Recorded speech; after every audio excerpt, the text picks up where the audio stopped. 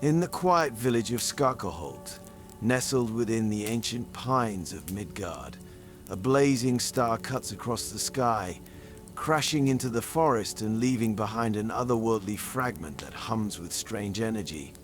Against her father's warnings, young shieldmaiden Kara forges the fragment into a magnificent shield, its surface alive with glowing constellations. But the shield's power is more than it seems. It grants Kara strength, unlike any mortals, but also fills her with visions of Vanaheim, a realm of golden forests and rivers of silver light now marred by a creeping darkness. Kara learns from a seer that the shield has fractured the barrier between their worlds, unleashing chaos in both realms. To mend the breach, Kara must journey to Vanaheim, where a sacred artifact, the Heart of Verdance, has been corrupted by shadowy forces. With her shield as the key, Kara must face trials that test her strength, her resolve, and the courage to wield power wisely. Welcome to Hugin and Munin Stories. This is our story, The Star-Marked Shield, a saga of two worlds. Chapter 1. The Fallen Star. In the remote village of Skogarholt, nestled within the ancient pines of Midgard, winters were harsh but predictable. Life here followed a rhythm. Hunters provided, farmers endured, and the forge fires of the village blacksmiths warmed both steel and hearts. Among them was Kara, a young shieldmaiden with ambitions greater than her quiet world. While others dreamt of spring and harvest, Kara dreamt of battlefields and honor. Trained by her father, a retired warrior whose glory days were stories etched in scars, Kara sought a purpose that eluded her. On a particularly still winter's night, the sky seemed to hold its breath. Kara stood alone outside her home, her breath misting in the cold air. She often found solace in the stars, imagining them as warriors in a celestial shield wall. But tonight, one star blazed brighter than the rest. It was no ordinary star. It burned fiercely, cutting across the heavens like a divine blade. Villagers gathered, pointing and murmuring. Some whispered it was a blessing, others an omen. Then, as suddenly as it appeared, the star plunged earthward, its descent splitting the night with a fiery roar. The ground trembled, and a blinding light erupted from the forest. Chaos followed. The villagers lit torches and huddled together, debating whether to investigate or flee. Kara's father was among those urging caution. It's not for us to meddle with the will of the gods, he warned. But Kara was already gone, her heart pounding as she sprinted toward the source of the light. Her feet carried her through the snow-laden forest, the trees casting long, shifting shadows. The air grew warmer the closer she came, and the ground beneath her boots vibrated faintly, as if echoing the heartbeat of the earth itself. When she reached the crater, she stopped short, breathless. The sight before her was otherworldly. A massive impact site glowed with molten light, its edges steaming against the frost. At the center lay a fragment of the fallen star, a chunk of unearthly metal that pulsed faintly, its surface etched with intricate patterns that seemed to shift and writhe like living constellations. Kara approached cautiously, her gaze fixed on the fragment. The air around it felt alive, humming with a strange energy that made her skin tingle. Despite the heat, she extended a hand, unable to resist the pull she felt deep in her chest. As her fingers brushed the surface, a jolt of warmth shot through her, not painful but powerful, as though the fragment had recognized her. Behind her, voices approached. The villagers had followed, their torches casting flickering light over the crater. Gasps and exclamations filled the air. A sign from the gods, one elder exclaimed. "We must leave it untouched," another urged. Kara's father stepped forward, his face grim. "Kara, step away from it. This is not ours to claim." But Kara couldn't ignore the pull. "It's not a curse," she said, her voice firm. I don't know how I know, but it's meant for something, meant to be used.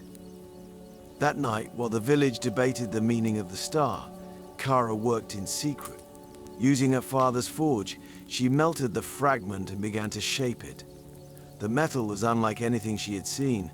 It resisted the flames yet softened under her hands, its glowing patterns shifting with her every hammer stroke.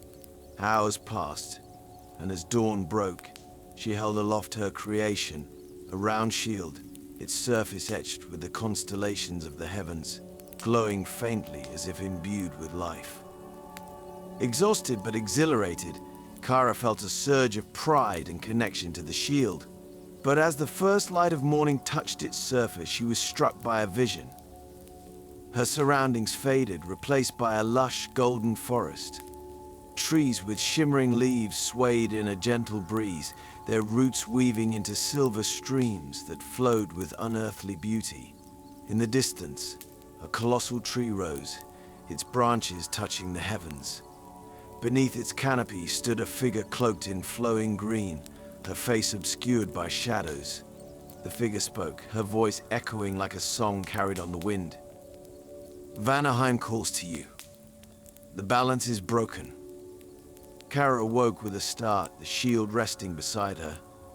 Its glow was softer now, but its presence felt heavier. Whatever she had forged was no mere weapon. It was a beacon, a key, and its power had set something in motion. Chapter 2. The Veil Unraveled. The days following the star's fall brought unease to Skogarholt. Though the shield was a marvel of craftsmanship, Kara quickly realized it was far more than it appeared. At times it seemed to hum faintly in her hands, its constellations shifting as if alive. The shield wasn't silent.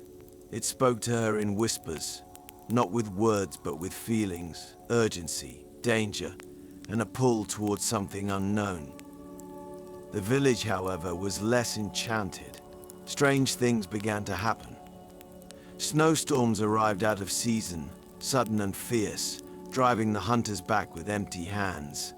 Streams once teeming with fish now surged uncontrollably, washing away traps and flooding the lower fields. Livestock grew restless, their bleating and whinnying filling the nights with unease. The villagers whispered among themselves, and Kara could feel their fear turning toward her. They remembered how she had claimed the fragment, forged it into the glowing shield, and refused to heed their warnings. Her father was no exception. One night, as they sat by the fire in uneasy silence, he finally spoke. "You've brought this upon us," he said, his voice heavy with frustration. "Whatever power the shield holds, it's beyond us. Beyond you." Kara clenched her fists. "I didn't ask for this, but something about the shield, it's calling to me. I can't ignore it." Her father sighed, shaking his head. "The gods test us in ways we don't understand. But mark my words, power like this always comes at a price." The shield's pull grew stronger with each passing day. Kara began to dream of the golden forest again, the whisper of Vanaheim echoing in her mind like a haunting refrain. Each vision was clearer than the last, filled with flashes of rivers that sparkled like molten silver and trees with glowing runes etched into their bark. One night she saw more. The vision began as before as the colossal tree, and the figure cloaked in green. But this time, the figure turned to face her. Though her face remained obscured, Kara felt the weight of the woman's gaze. "You have forged the bridge," the woman said, her voice like a river flowing over stones. "But the path is unstable. The realms are unbalanced. Vanaheim suffers, and so will Midgard." Kara tried to speak, but her voice was swallowed by the dream. Instead, the woman raised her hand, pointing into the distance. There, beyond the golden trees, a darkness spread. It crept like a living thing, consuming the light and leaving ruin in its wake. Kara awoke with a start, her heart pounding. The shield glowed faintly beside her, its hum a steady reminder of the burden she now carried. The next morning, Kara made a decision. She could no longer stay in Skogarholt. The shield's pull was undeniable, and her visions made it clear that the danger threatening her village came from something far beyond its borders. Without telling the others, she packed what provisions she could and set out into the forest. Her journey took her deeper into the wilds than she had ever ventured before. The forest seemed different now, the air thick with an energy she couldn't explain. Trees loomed larger, their branches tangling into a canopy that seemed to blot out the sky. Strange sounds echoed in the distance, rustling leaves and guttural growls that made her grip the shield tighter. It was on the third day that she found the glade. The air here shimmered with golden light, and at the center of the clearing stood an ancient tree, its bark carved with glowing runes. Beneath its sprawling branches knelt a woman clad in green and gold robes, her auburn hair falling like liquid fire. The energy in the air seemed to flow from her, a steady pulse that matched the rhythm of the shield in Kara's hand. "You've come," the woman said, her voice calm but tinged with urgency. She rose gracefully, her emerald eyes meeting Kara's. "I am Hildr, seer of Vanaheim. The shield you bear has forged a path between our worlds." Kara hesitated, taking a step forward. "You're the one for my visions. What's happening to my village? To the forest? I don't understand any of this." Hildr regarded her with quiet intensity. "The shield you carry is not just a weapon, Kara. It is a key. The fragment that fell to Midgard was cast from Vanaheim in desperation, a sliver of our power sent to warn your realm of what is to come. The barrier between Midgard and Vanaheim is weakening, and the corruption that consumes us will soon spread to your world." Kara's breath caught. "Corruption? What kind of corruption?" Hildr gestured toward the glowing runes on the tree. "The Heart of Verdance, a sacred artifact that maintains the balance of our realm, has been turned. Its power, meant to nurture life, now spreads decay. The shield you carry was forged from its essence, but its light remains pure. With it, you can stop the corruption, but you must act quickly." Hildr explained that the shield, though powerful, had created an unstable bridge between the realms when Kara forged it. The storms, the flooding, the strange occurrences, there were signs of the imbalance growing stronger. To restore harmony, Kara would have to journey to Vanaheim and confront the source of the corruption. "But the way is perilous," Hildr warned. "The bridge between our worlds is fraught with danger. The corruption twists all it touches, turning creatures into shadows of what they once were. And the heart itself is guarded by forces that will not yield easily." Kara's mind swirled with doubt. She had forged the shield with her own hands, but the power it held was far beyond her understanding. "I'm just a shieldmaiden," she said quietly. "How can I fix something like this?" Hildr stepped closer, her gaze unwavering. "You are more than that, Kara. The shield chose you because you have the strength to wield it. Not for power, but for purpose. Trust in that strength." Together, they performed the ritual to open the bridge. Kara held the shield high as its constellations flared to life, projecting a shimmering portal that pulsed with golden light. Taking a deep breath, she stepped through, leaving the familiar world of Midgard behind. When she emerged, the beauty of Vanaheim stole her breath. The golden forests, the silver rivers, and the skies rippling with magic were more magnificent than she had imagined. But even here, the corruption was clear. Tendrils of darkness crept through the land, twisting its beauty into decay. The shield hummed in her hands, a steady reminder of the journey ahead. Chapter 3. Trials of the Vanir. The air of Vanaheim was heavy with magic, its vibrancy marred by the creeping touch of corruption. The golden leaves of the trees shimmered faintly, their glow dimmed by black veins that spread like a sickness. Kara's footsteps felt heavier with each step, not from fatigue but from the oppressive weight of the realm's imbalance. The shield pulsed in her grip, its constellations flickering as if it too struggled against the encroaching darkness. Hildr led the way with her staff, its tip glowing softly as it traced a path through the corrupted forest. Kara followed closely, her senses heightened, her every movement cautious. The whispers of the shield grew louder here, though they remained indecipherable, a constant hum that vibrated in her chest. "What happened here?" Kara asked, her voice breaking the uneasy silence. Hildr paused, turning to her. The heart of Verdance was once the lifeblood of Vanaheim, a relic that harmonized the realm's magic and nature. But it has been turned. A shadowy force seeks to corrupt its power and use it to unravel the balance of the 9 realms. "And you think the shield can stop it?" Kara asked, glancing down at the faintly glowing constellations etched across its surface. "It is not a matter of thinking," Hildr said, her voice firm. The shield was forged from a fragment of the heart's power, untouched by the corruption. It is the only thing capable of mending the breach and restoring balance. But it will test you, Kara. The shield responds not just to strength, but to the heart of its bearer.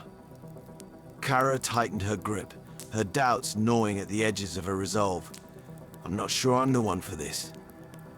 Hildr's emerald eyes softened. "You are stronger than you know, but strength alone will not be enough.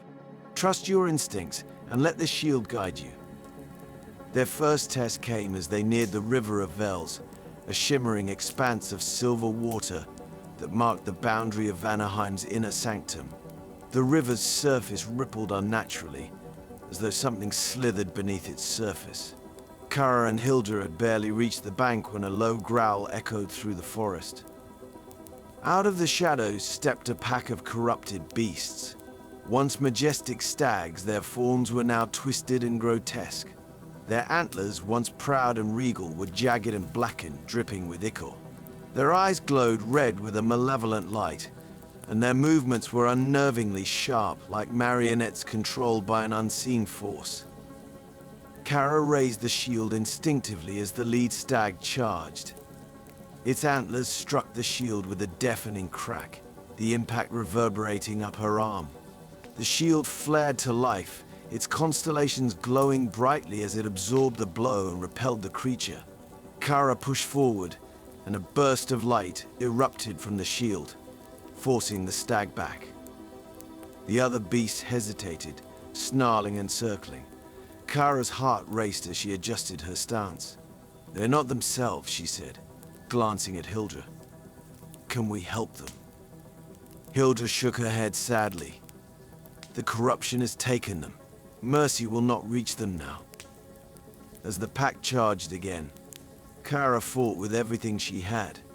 The shield seemed to guide her movements, deflecting attacks and releasing pulses of energy that disrupted the creature's forms. Yet each clash took a toll. The shield's power demanded not just strength but will, and Kara could feel it draining her. The battle ended with the beasts retreating into the shadows, their forms dissolving into wisps of black smoke. Kara lowered the shield, her arm trembling. "They weren't evil," she murmured, "just lost." Hildr placed a hand on her shoulder. "The corruption twists all it touches. Remember that as we move forward. Not every foe you face will deserve destruction." The River of Vales posed its own challenge. The water, shimmering with an unnatural light, whispered faintly, as though it carried voices from another world. Hildr instructed Kara to hold the shield above her head as they waded across. "The shield's light will protect us from what lies beneath," Hildr explained. As they crossed, Kara caught glimpses of shapes moving beneath the surface, shadowy, elongated forms that swirled around them like predators stalking prey. Once, a tendril of black water reached for her, but the shield flared brightly, sending it recoiling with a hiss. They reached the far bank without incident, but Kara's nerves were frayed. "What are those things?" she asked, her voice barely above a whisper. "Echoes of what has been lost," Hildr replied. "Souls caught between realms, drawn to the corruption. They cannot harm you as long as the shield's light holds steady. Kara glanced down at the shield, its glow steady but faint. She tightened her grip and followed Hildr deeper into the forest. By nightfall, they reached the Sanctuary of Roots, the ancient site where the heart of Verdance lay hidden. The entrance was a towering archway of twisted roots, glowing faintly with runes that flickered like embers. Two massive figures stood guard, their forms carved from living wood and stone. Their faces, featureless save for faintly glowing eyes, turned toward Kara as she and Hildr approached. Kara of Midgard, bearer of the star-marked shield, one of the guardians intoned, its voice a deep rumble that seemed to shake the ground. You stand before the Sanctuary of Roots, a place of power and peril. State your purpose. Kara stepped forward, her voice steady despite her fear. I've come to stop the corruption and restore balance to Vanaheim. The second guardian's eyes flared brighter. To wield such power is to carry a burden heavier than the mightiest shield. Do you accept this fate? Kara nodded, her grip on the shield tightening. I do. The guardians raised their weapons, massive axes etched with runes that glowed with ancient magic. Then prove your worth. Only those of unyielding heart may enter. The battle was unlike any Kara had faced before. The Guardians moved with surprising speed and precision, their strikes resonating with the power of the realm itself. Kara's shield absorbed the blows, its constellations flaring brightly with each impact, but the power of the Guardians tested her endurance. The first Guardian's axe swung low, and Kara leapt back, using the shield to deflect the blade. The force of the impact sent her stumbling, but she recovered quickly, unleashing a burst of light that staggered her opponent. The second Guardian advanced, its strikes relentless, and Kara found herself forced to rely not just on the shield's power, but on her own skill and instincts. As the battle raged, Kara began to understand what Hildr had meant. The shield responded not just to her strength, but to her resolve. Every decision, every movement had to be made with purpose. Slowly, the Guardians' movements slowed, their attacks losing their initial ferocity. Finally, they stepped back, lowering their weapons. You have proven your heart is true, the first Guardian said. The path to the heart of Verdance lies open. Kara collapsed to her knees, exhaustion washing over her. Hildr knelt beside her, offering a reassuring hand. You've done well, Kara. But the true trial lies ahead. As Kara looked toward the twisted roots that formed the entrance to the sanctuary, she felt a mix of dread and determination. The corruption was stronger here, its presence a tangible weight in the air. Yet, the shield's light seemed to grow brighter, as if it sensed the battle to come. Chapter 4. The Heart of Verdance. The Sanctuary of Roots was a place of profound beauty and haunting decay. Massive roots spiraled down from the cavern ceiling, glowing faintly with veins of golden light that pulsed in time with the realm's lifeblood. But those veins were tainted, threaded through with black tendrils of corruption that oozed like tar. The air was heavy with an almost unbearable tension, thick with magic and the rot of something deeply wrong. At the heart of the cavern, suspended in a column of shimmering energy, was the heart of Verdance. It pulsed faintly, a fragment of its former glory, its vibrant green light now muted and dimmed by the shadowy tendrils creeping across its surface. Kara felt the shield hum in her grip, its constellations flaring as if in response to the artifact's plight. This is it, Hildr whispered, her voice barely audible over the low, ominous hum of the heart, the corruption's source. But as Kara stepped closer, the darkness erupted. From the shadows surrounding the heart emerged a monstrous form, an amalgamation of twisted roots, black ichor and faint echoes of something once alive. Its body was vaguely humanoid, but its movements were jerky, as though it were being manipulated by unseen strings. Two burning red eyes locked onto Kara, and the creature let out a guttural roar that shook the cavern. "It is a guardian of the corrupted heart," Hildr said, her voice urgent. "It has been twisted, bound to the darkness. You must face it." Kara raised the shield instinctively as the creature lunged, its massive arm, a writhing mass of roots and shadow, slamming down toward her. The shield flared, deflecting the blow, but the force sent Kara skidding backward across the stone floor. She scrambled to her feet, her heart pounding as the creature advanced again. The creature's attacks were relentless, its strength overwhelming. Each strike it delivered sent shockwaves through the cavern, dislodging chunks of stone from the walls and ceiling. But the shield, though it demanded every ounce of Kara's will, held firm. Its constellations glowed brighter with each impact, its energy resonating with the heart. Kara dodged a sweeping strike and countered with a burst of light from the shield, the energy searing through the creature's shadowy form. It howled, recoiling briefly before surging forward again. Kara gritted her teeth, sweat pouring down her face as she parried blow after blow. The shield seemed to guide her movements, its power a constant but exhausting presence. "Kara," Hildr called from the edge of the chamber. "The heart must be cleansed. The shield can heal it, but you must reach it." Kara's gaze flicked to the heart, still pulsing weakly within its column of light. The creature stood between her and the artifact, its movements growing more erratic as the battle wore on. Kara realized the corruption wasn't just fueling the creature, it was controlling it.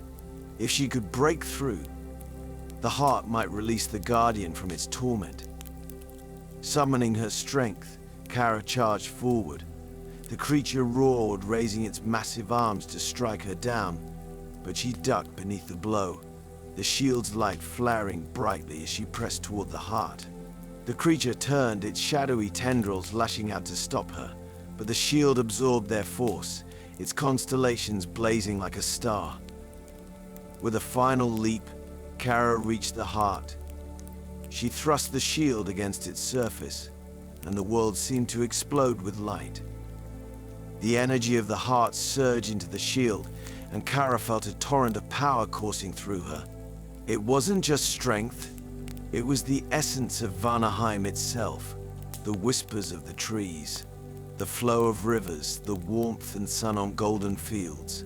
The shield drew on her will, its constellations aligning in perfect harmony with the heart's rhythms. But the corruption fought back. Darkness surged against the light, tendrils of shadow wrapping around Kara's arms and legs, pulling at her as if to drag her into oblivion.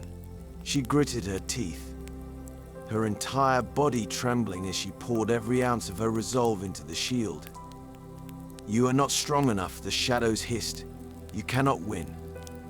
Kara clenched her jaw, her voice steady despite the fear in her heart. "I'm not alone." With a final cry, she channeled all her strength into the shield. Its light erupted, a blinding wave of energy that tore through the cavern.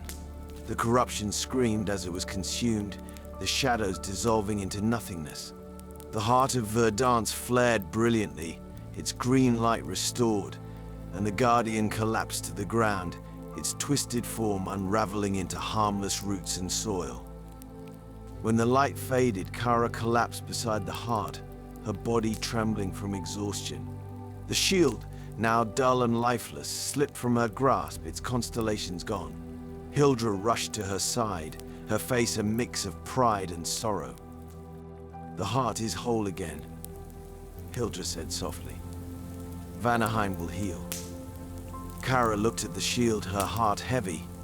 "It's gone," she said, her voice barely above a whisper. Hildr nodded. "The shield has fulfilled its purpose. Its power was never meant to last, it was meant to guide you to this moment." Kara returned to Midgard through the now stable bridge, her steps weary but her heart resolute.